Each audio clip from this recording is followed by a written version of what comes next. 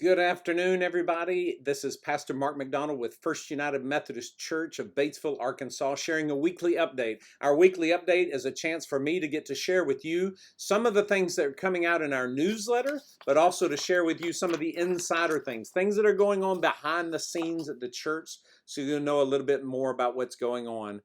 Today, I want to start off with one of the things in our newsletter. We have an insert for the fall offerings of our church.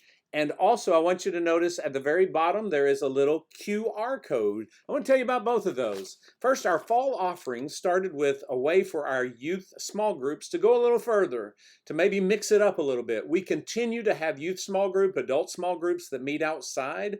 But we're also adding this. It started with youth ministries. It adds some children's activities and maybe some family activities. We think this is the next exciting thing we're going to be developing during COVID. A chance to gather together for lots of different reasons.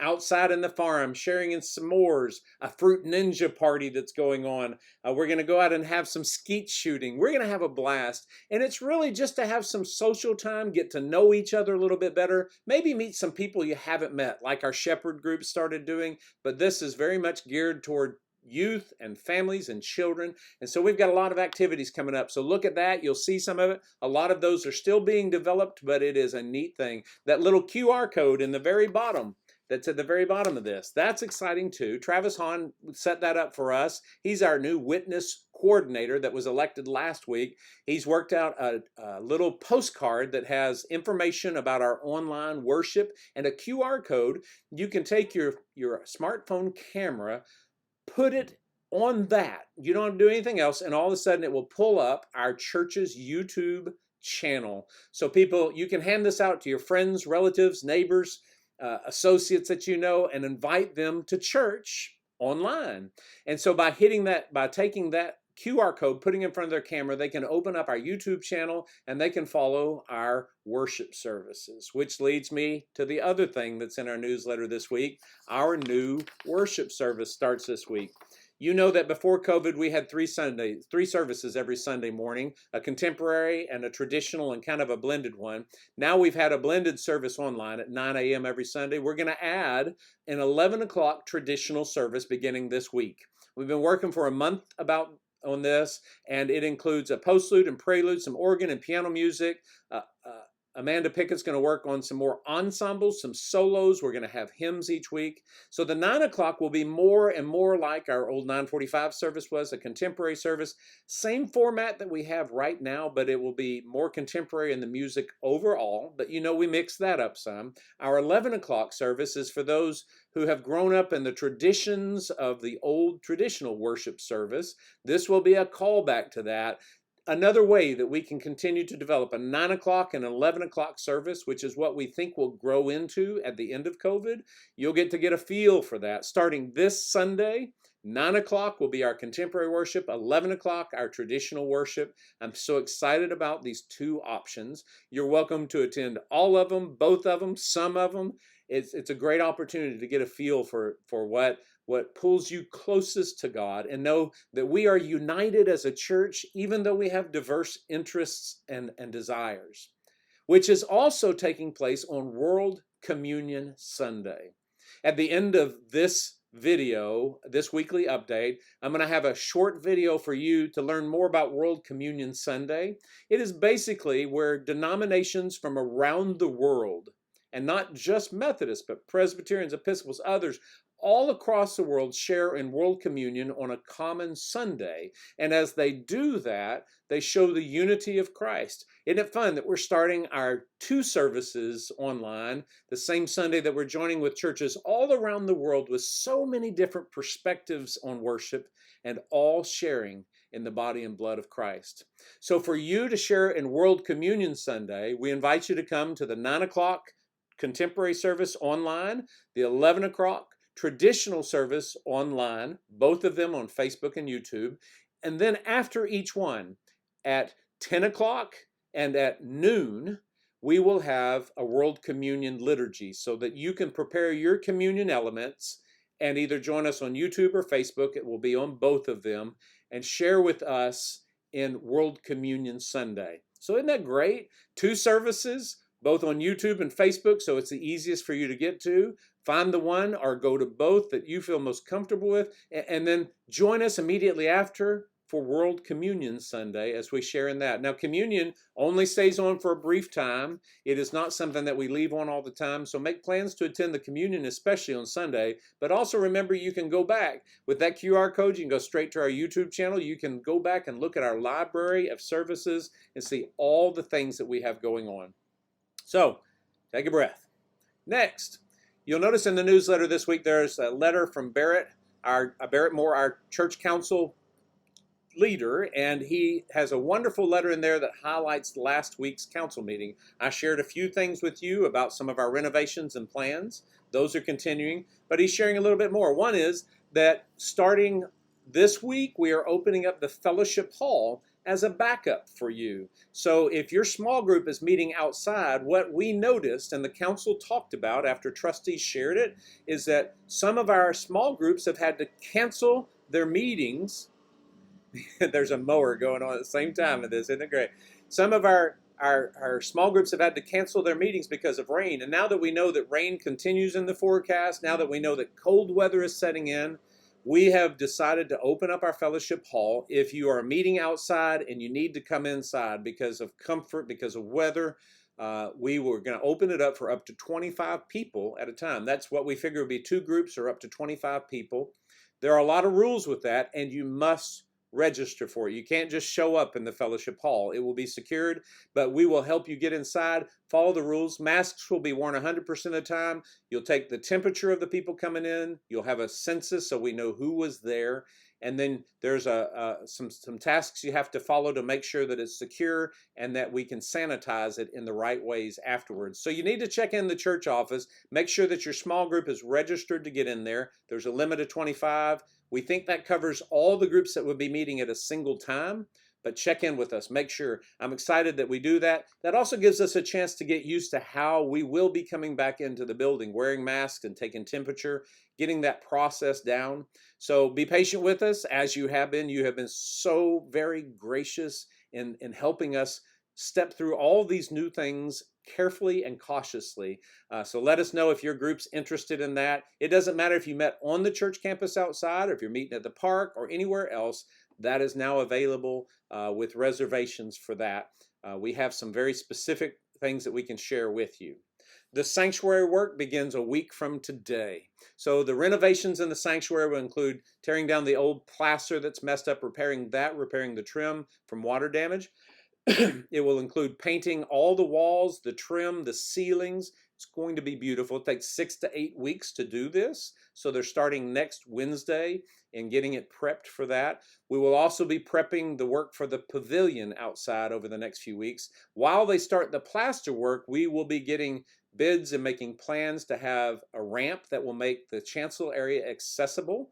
And we will also be looking at replacing carpet and pew cushions in the sanctuary. So listen to this. We are renovating the sanctuary, and I want you to join me in praying that we can stay close enough to our schedule that we can have it done by Christmas Eve. That's my hope. That's my prayer. Wouldn't it be wonderful if we could find a way to do some small worship services, meet all the criteria we need to, but be back in the sanctuary for Christmas Eve?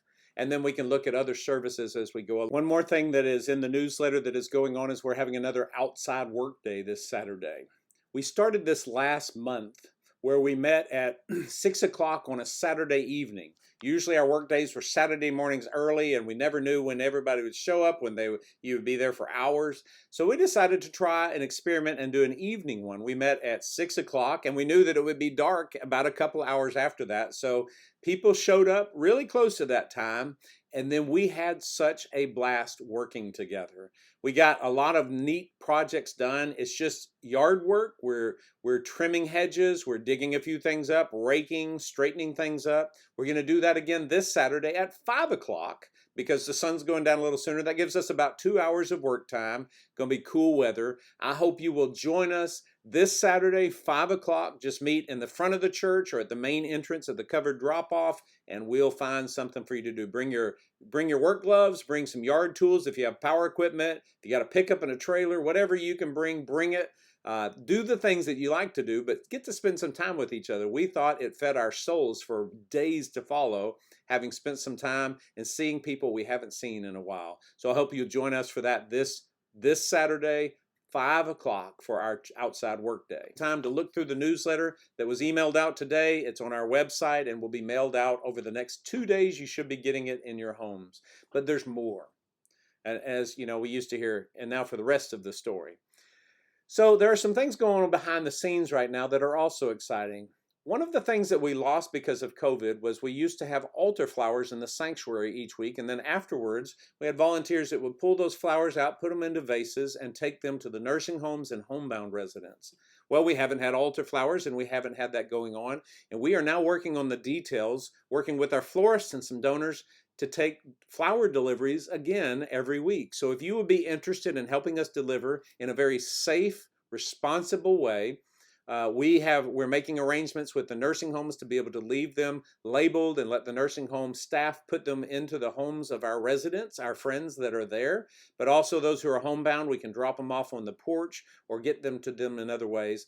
Let us know that you'd be interested in helping with that. It's going to be a beautiful way just to have short contacts. We're hoping we can get some pictures of the front porch visits and other things so you can see what's going on. But in the next few weeks, we'd like to get that started back up. And our florist is working with us. We've got other people that are ready to go. So just call the church office. Let me know. Love to have you involved with that.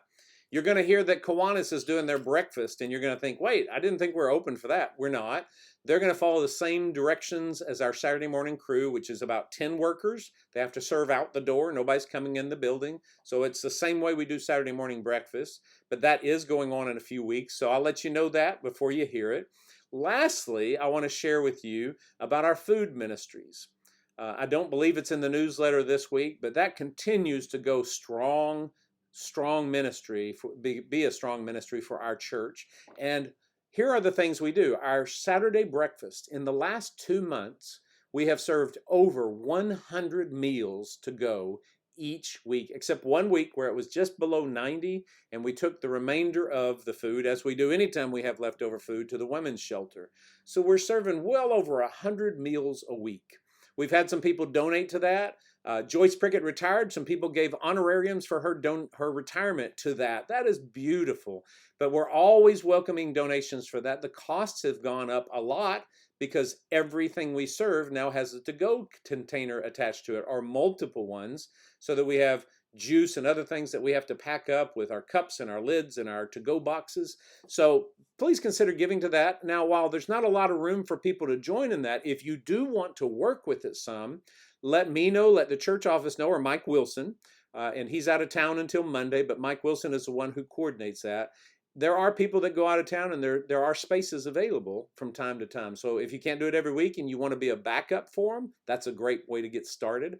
But we do have that open, and so we welcome contributions if you want to get involved with that.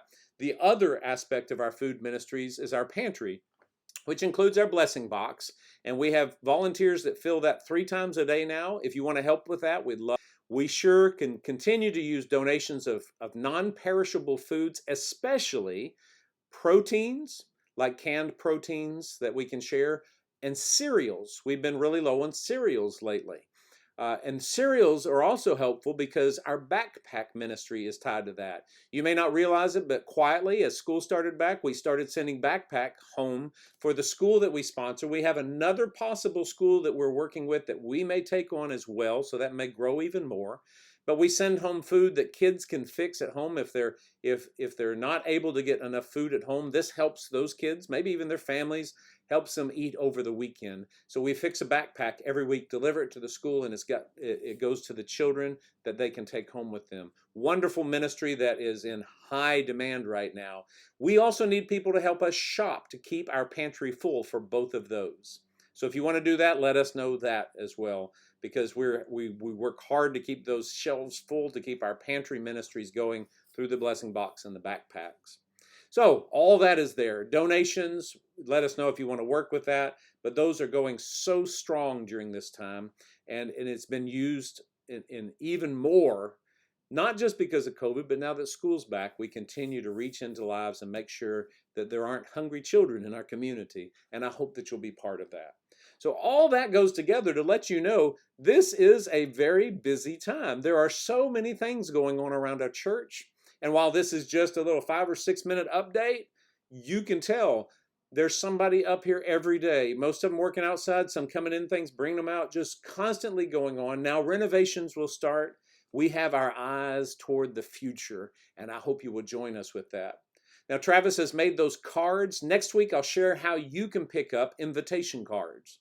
And I want you to take that because it'll have that QR code on postcards that Travis Hahn has made for us to give out. We're going to print out about 1,000, have them out for you to pick up. Invite your friends, relatives, associates, neighbors, and say, our church is alive and well. Our building is rarely open, but we are doing great ministries, and we want to get to know you and join together and grow together in Christ.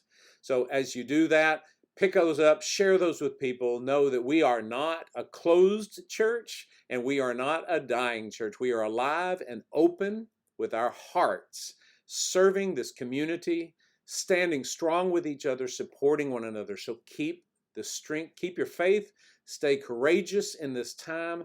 Be ready to serve when you can, and look for ways that you can engage and be filled with the power of the Holy Spirit.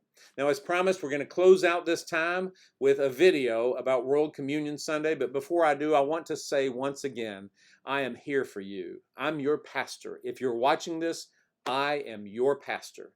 And all you need to do is reach out to me. You can reach me on Facebook. You can send a message to the church. My email is mark.mcdonald@arumc.org. arumc.org stands for Arkansas United Methodist Church. All of our pastors share that.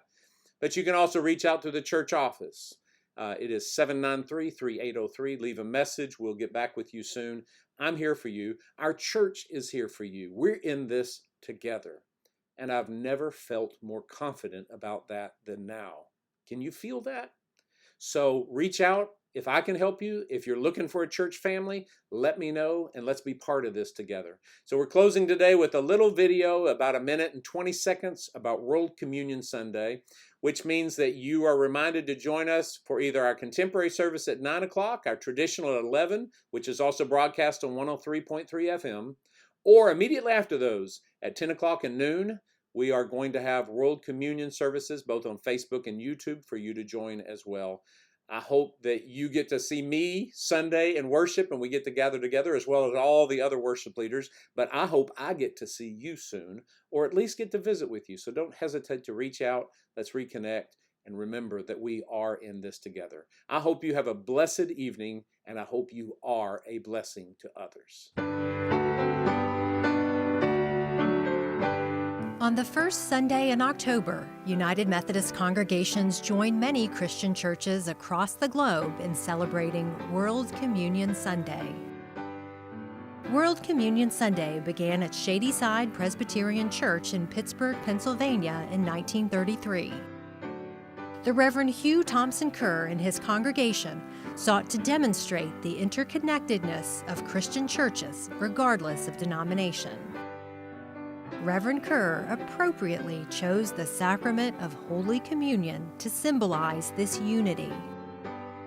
In 1940, the Federal Council of Churches of Christ in America, which included all of the predecessor denominations of the United Methodist Church, adopted Worldwide Communion Sunday. United Methodists believe in an open table. Anyone may receive communion. Our book of worship says, all who intend to lead a Christian life, together with their children, are invited to receive the bread and cup.